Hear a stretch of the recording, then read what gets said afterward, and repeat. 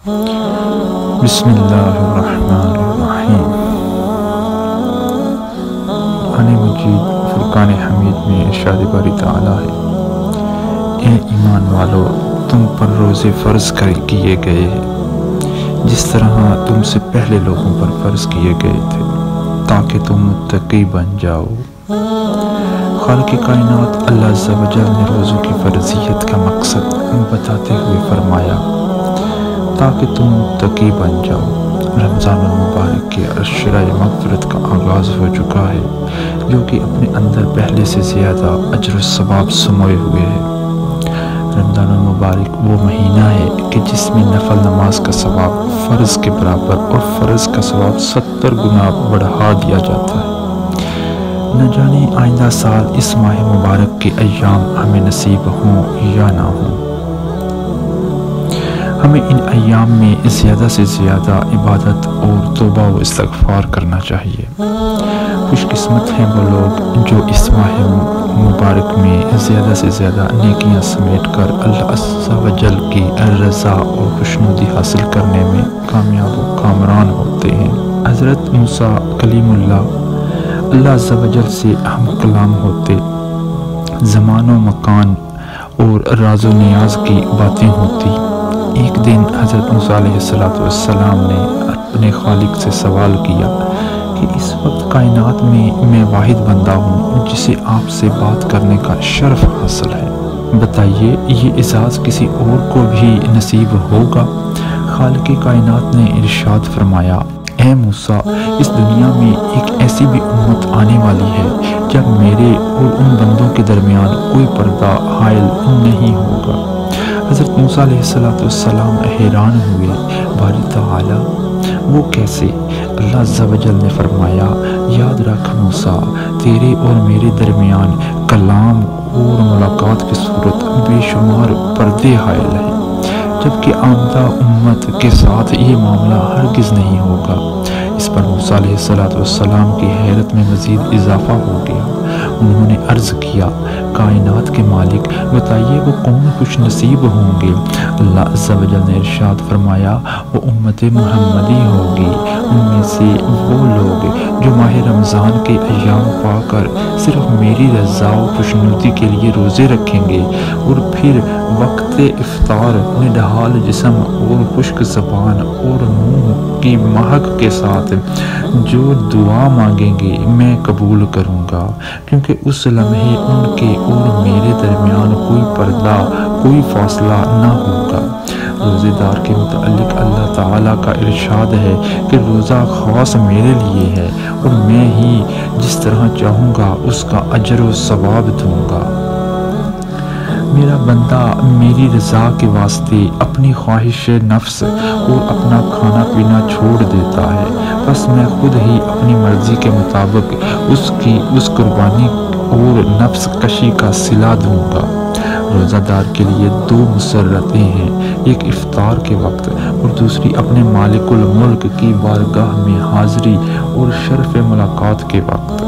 اور روزہ دار کے منہ کی بو اللہ تعالیٰ کے نزدیک مشک کی خوشبو سے بھی بہتر ہے، یعنی انسانوں کے لیے مشک کی خوشبو جتنی اچھی اور جتنی پیاری ہے، اللہ تعالیٰ کے ہاں روزہ دار کے منہ کی بو اس سے بھی اچھی ہے۔ اور روزہ دار دنیا میں شیطان اور نفس کے حملوں سے بچاؤ کے لیے اور آخرت میں آتش دوزخ سے حفاظت کے لیے ڈھال ہے۔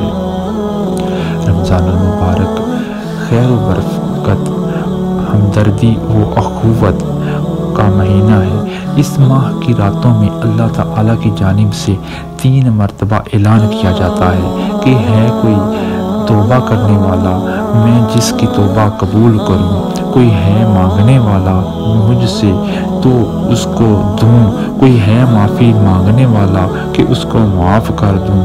اگر کوئی مسلمان عشرۂ مغفرت میں اپنے پچھلے تمام کبیرہ گناہوں سے سچے دل سے توبہ کر لے تو اس کے صغیرہ گناہ روزے کی برکت سے معاف فرما دیے جاتے ہیں اور وہ شخص گناہوں سے ایسا پاک ہو جاتا ہے جیسے اس کی ماں نے اسے ابھی جنم دیا ہو۔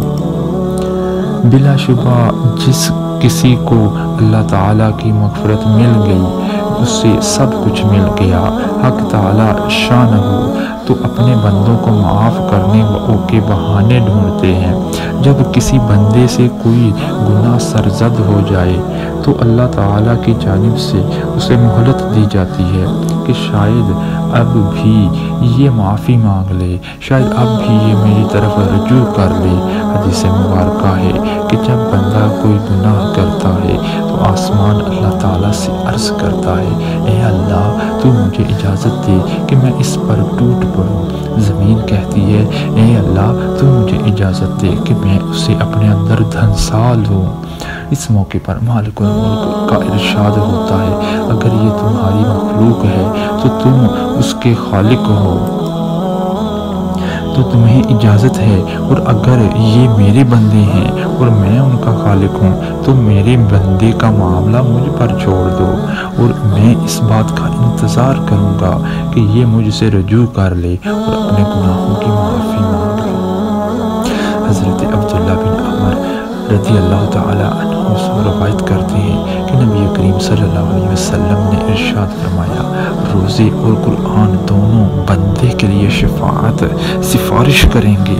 روزے عرض کریں گے، اے پروردگار، میں نے اس بندے کو کھانے پینے اور نفس کی خواہش پورا کرنے سے روکے رکھا تھا، آج میری سفارش اس کے حق میں قبول فرما۔ اور قرآن کہے گا کہ میں نے اس بندے کو رات کو سونے اور آرام کرنے سے روکے رکھا تھا، آج اس کے حق میں میری سفارش قبول فرما۔